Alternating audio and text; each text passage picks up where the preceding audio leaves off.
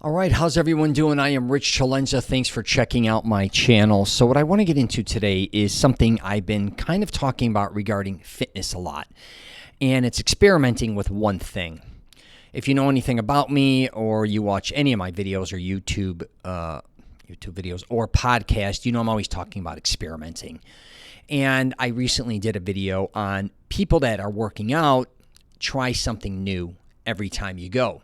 I don't care if it's a different amount of sets, reps. I don't care if it's if you're a runner or cyclist, maybe taking a different route. If you're a runner, again, you may try sprinting before, maybe after, just incorporating many different things. Even if you're swimming, maybe not doing the same type of, stroke, I guess you could say. You might want to try running in the water.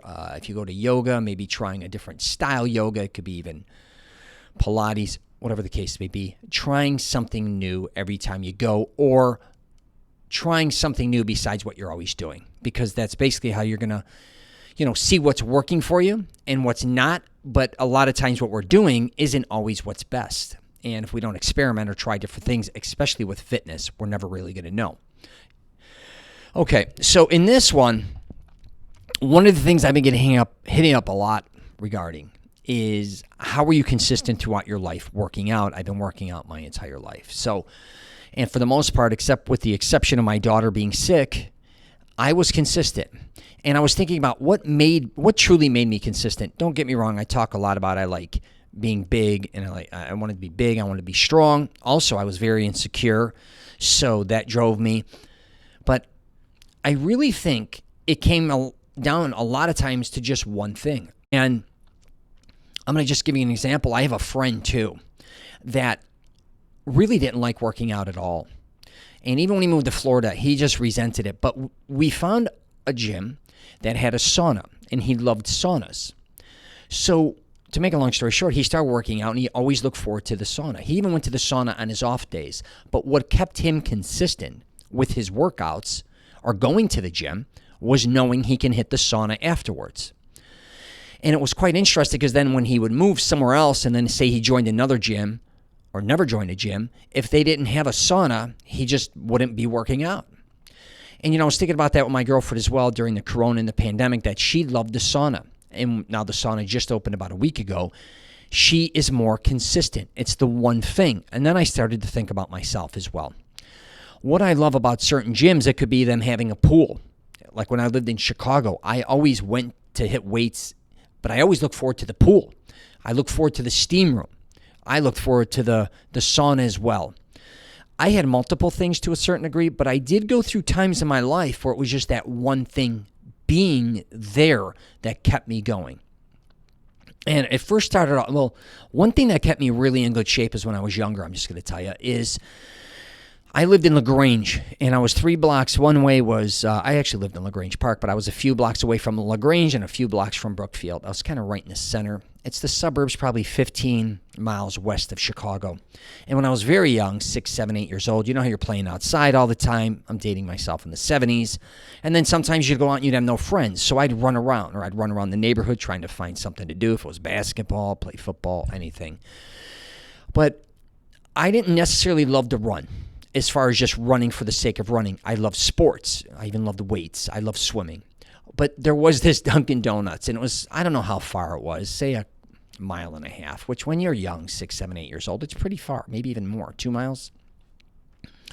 So I used to drive past it all the time with my parents, and then I loved donuts, and we would stop for donuts, and I kept saying, one day I'm going to run there and get my own donut. I always put 35 cents in my pocket just in case I'd go for it. Now, for months, maybe even years, I tried to run to Dunkin' Donuts. Now, that's not the healthiest thing, but as a child, I would never get there. That one thing, that one donut, I always said, I'm going to make it there. And I'd run, I'd go as far as I could. And if I had to stop, I would test myself. If I stopped, I couldn't have the donut. But I would run, say, 5 blocks, 6, 7 blocks, whatever. I was young. I never got the donut. But my point is that me running and doing that all the time, I was, even as a young child, in incredible shape. Even when I went to play sports, I was really excelling, because I think one is I was always running trying to get that donut. Now, this sounds crazy. But again, there may be that one thing when it comes to you that may just be missing in your life if you want to get in shape or just something to spark you. I'm going to use another example. My daughter had a liver transplant, so for a year I basically had to take off of working out. And I would say when we started this, when she was born, because she had a very long year, we were literally in the hospital, I think, more than we were out of it. So for a year, I really couldn't work out that often. And I went from like 250 pounds roughly down to 190 at one time. But when I lost a lot of weight, especially in Chicago when she had her surgery, we were in there a couple months, and I lost so much weight, the doctor started to think that, I was getting very sick. And because my clothes dwarfed me, I went from wearing like a 3X, and now all of a sudden I'm fitting in a medium to a large, or a large roughly. My clothes were all sagging. I lost a lot of strength. I didn't care. I just want to make sure my daughter was healthy. But let's fast forward a little after that. I decided to make a movie. She got out of the hospital. She's doing well. And I'm like, oh my gosh, the guy that was supposed to play my lead role that we decided was a much bigger guy. But he became very religious. Then he lost a tremendous amount of weight. I'm like, oh my God. So I didn't have the time to really figure out who's going to play one of the leads in my film. Everybody that I was shooting with said, Rich, you be the lead. I'm like, holy shit, okay. I don't know how I'm going to pull this off. Write it, direct it, produce it. And if you want, you can check out the damn movie. It's Sore Losers. I have it on YouTube. I had to get bigger. I'm like getting out of the hospital, 190, 195. I actually very seldom ever get sick, but I got sick at the very end of there. So I really was kind of weak compared to what I normally was. I was a goddamn animal. Now I'm nothing compared to what I was. And I got to, we're planning on shooting this film now. And so I got to put some mass on because he collects money and he's supposed to be like one of the top guys and he's a badass, blah, blah, blah. So now I got to work out and really kick it in the ass. Besides that, I'm making a movie. Plus, I just had another daughter. So I have 2 daughters at home. I'm watching them through the day. It was just a mess, but I had to get big. I had to start eating. It was almost like I went on my own training program. But I'm like, how am I going to be consistent and do all this shit? So I started working out in a Bally. Actually, we were living in Addison in Illinois at this point in time, and we eventually ended up in Bloomingdale. But there was a Bally's gym over there, and there was an Asian lady there who made the best smoothies. If you ever go to Woodfield Mall, she did the smoothie place there. So, and I'm dating myself. This is late 1999, or early 1999. So I loved working out anyways, but between doing all this, it was daunting, man. And like I said, I'm trying to eat a lot. But what kept me then going to the gym was those damn smoothies. I looked so forward to her smoothies, and she'd make all these different ones for me. Not only weight gainers, but even if you like were smoking cigars, or if you had a hangover or whatever the hell, she'd be like, I can make you this, I can make you that. It wasn't like just regular style smoothies. She did everything fresh. It was amazing. And I trained my ass off. I got up to about 235 pretty quickly. Probably a couple months maybe. But my point being is, again, it was that one thing. What really kicked me in the ass was going to have those smoothies. And obviously I worked out really hard when I was there. And again, you may be caught in that situation where nothing is pushing you or motivating you. And again, I understand that because sometimes it's overwhelming. I've even done videos on this. A lot of people that think about working out, especially in this day and age, it's extreme. You see videos, you see Instagram, you see people losing a tremendous amount of weight quickly. You see people gaining a tremendous amount of muscle quickly and all this. And you're like, how the hell did they do that? Diet, what type of workout? How much sleep do I need? How much time do I have to put in? All this shit. Just start. But do something I talk about that you have to look forward to, that's going to excite you and push you. But you have to understand too, a lot of times that's going to get boring too. That's going to get redundant. You may love swimming. After doing hundreds and hundreds and thousands of laps, it's going to take more than just you liking it to be consistent with it. Again, I like changing, experimenting with different gyms and different types of exercises.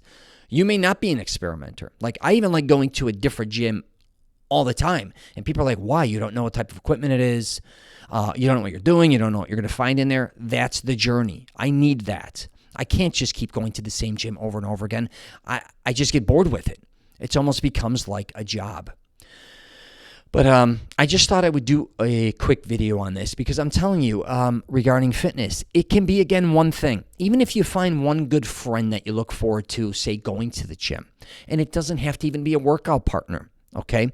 It could be one thing as far as, something next to that, say, fitness facility, I guess you could say. And what was I thinking about? Oh yeah, back to that gym that I used to go in the Valley. I was going to Starbucks way late in the game, way long time ago, and it wasn't even for coffee. It was for their cider drinks that I loved.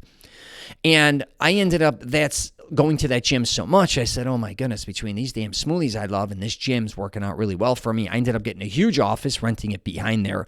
It also had a Starbucks, there weren't that many Starbucks, believe me, in the 90s, especially in the suburbs of Illinois, but they had one. I'm not saying this for Starbucks, there may be something next to your, workout facility that you may like to go to before or after. I love Barnes & Nobles a lot of times, so I knew if I go to a gym near a Barnes & Nobles, if I was writing, I knew I was I had access to it very quickly, regardless if I was working out before or after. And again, you could be in that same situation. If you want to get in shape, also, and you love, say, crew, go live near a damn lake.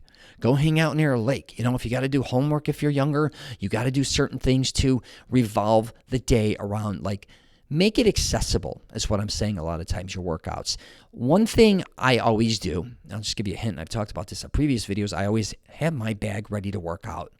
Regardless if I'm going to work out that day or not, I'm always ready. If I got to fit in a quick workout, again, I'm in, out, whatever I got to do, but I have what I need to get it done.